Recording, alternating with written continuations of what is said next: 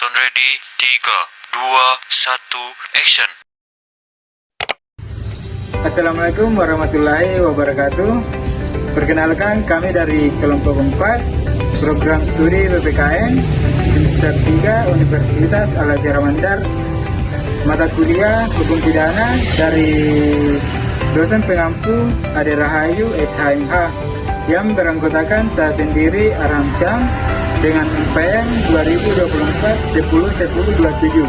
Saya Nurjanimah Khairunisa dengan NPM 2024 10 10 28. Saya Aljunis Risasmita dengan NPM 2024 10 10 26.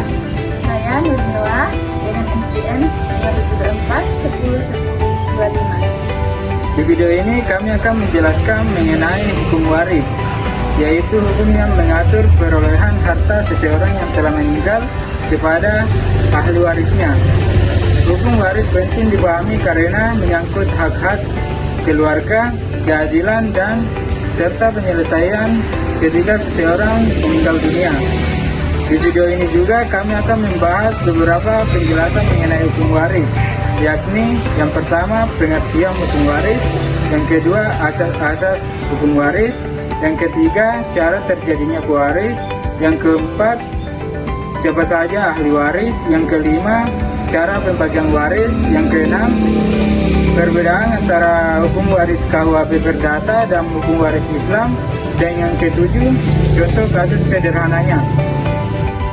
Tanpa berlama-lama, langsung saja kita ke penjelasannya.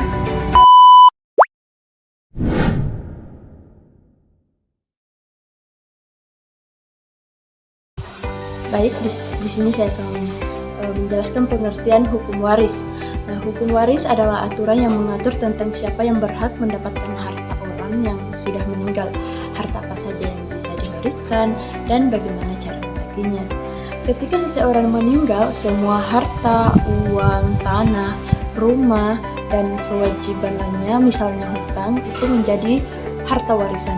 Orang yang berhak menerimanya disebut ahli waris. Nah, di Indonesia ada 3 sistem hukum waris. Yang pertama ada hukum waris Islam, yang berarti untuk umat muslim, aturannya bersumber dari Al-Quran, hadis, dan KHI. Pembagiannya sudah sangat jelas, misalnya bagian anak-anak dan anak perempuan. Nah, yang kedua ada hukum waris adat, yaitu mengikuti aturan adat daerah. Contohnya yang saya tahu itu adat Batak, itu garis ayah, dan adat Minang ada garis ibu, dan di adat Jawa atau Sunda itu bisa dibagi sama rata. Di setiap daerah punya kebiasaan yang berbeda-beda. Yang ketiga, hukum waris KUH Perdata yang dipakai oleh orang bukan beragama muslim atau non-muslim, atau yang orang memilih menggunakan aturan. Pembagiannya lebih fleksibel dan banyak mengatur soal wasiat. Walau berbeda-beda, ketiganya punya tujuan yang sama, yaitu menjaga agar harta orang yang meninggal dibagikan secara adil dan tidak menimbulkan pertengkaran keluarga.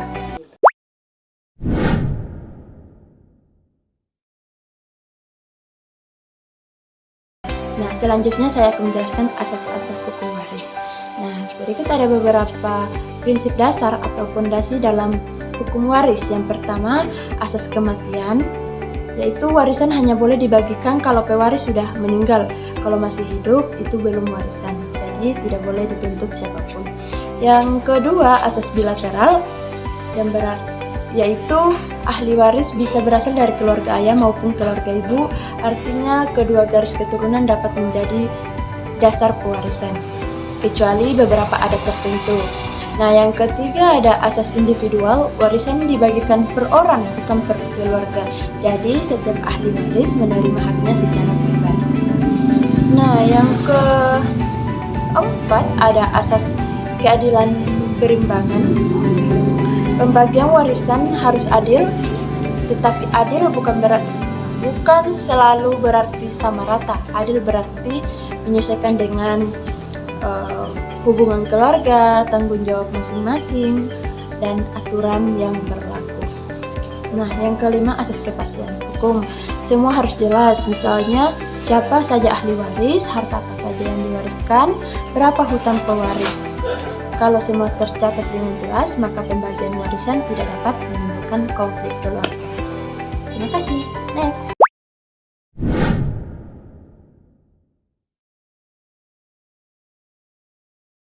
Baik, saya akan menjelaskan syarat terjadinya pewarisan.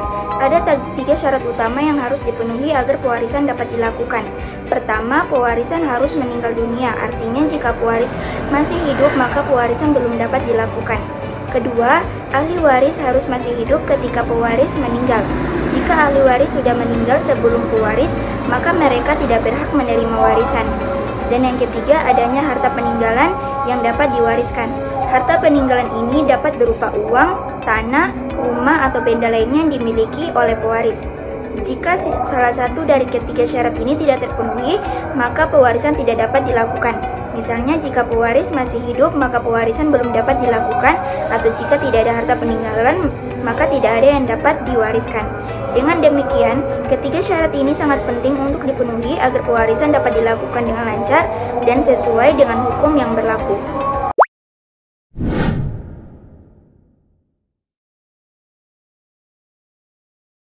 Dan selanjutnya saya akan menjelaskan tentang ahli waris dan golongannya. Ahli waris adalah orang yang berhak menerima warisan dari pewaris. Dalam hukum waris ada 2 sistem yang umum digunakan, yaitu hukum Islam dan hukum KUHP Perdata (BW). Dalam hukum Islam, ahli waris dibagi menjadi 2 golongan, yaitu ashabul furud, ahli waris yang mendapat bagian pasti seperti suami istri, ayah, ibu, anak perempuan, dan saudara kandung. 2 ashabah, ahli waris yang mendapat sisa harta setelah bagian pasti dibagikan seperti anak laki-laki, saudara laki-laki, dan paman.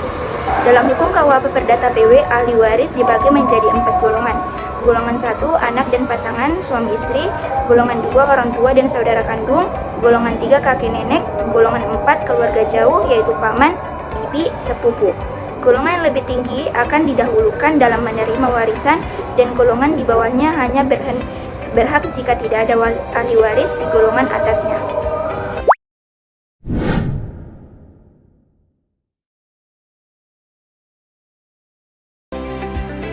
Kita masuk ke materi, yaitu proses pembagian warisan.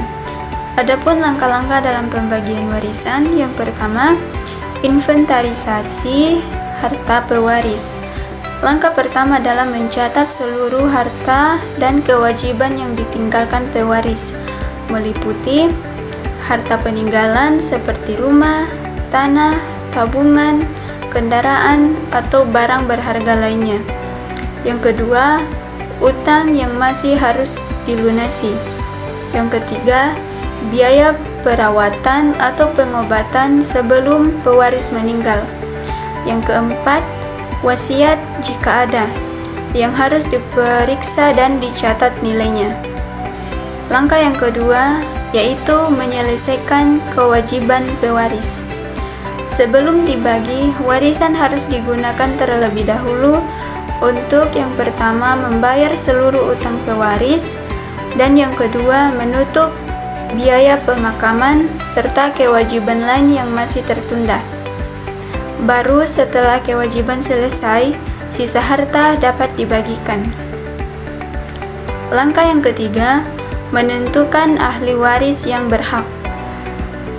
Setelah kewajiban diselesaikan, tentukan siapa yang berhak menerima warisan.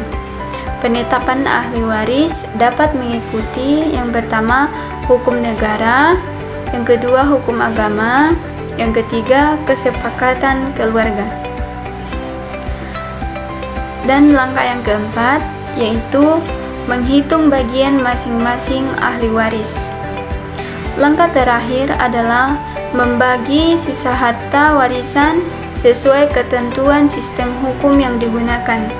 Setiap ahli waris menerima bagian yang telah ditetapkan berdasarkan hukum waris Islam, hukum adat, atau hukum perdata. Perhitungan dilakukan secara adil sesuai aturan yang berlaku. Itulah tadi penjelasan lengkap dari hukum waris, mulai dari pengertiannya, asas-asas, syarat, golongan ahli waris, dan bentuk perhitungannya. Semoga penjelasan ini dapat membantu kalian dalam menangani pembagian harta waris bekerja dalam berbagai sistem hukum. Mungkin itu saja, sekian dari kami. Assalamualaikum warahmatullahi wabarakatuh.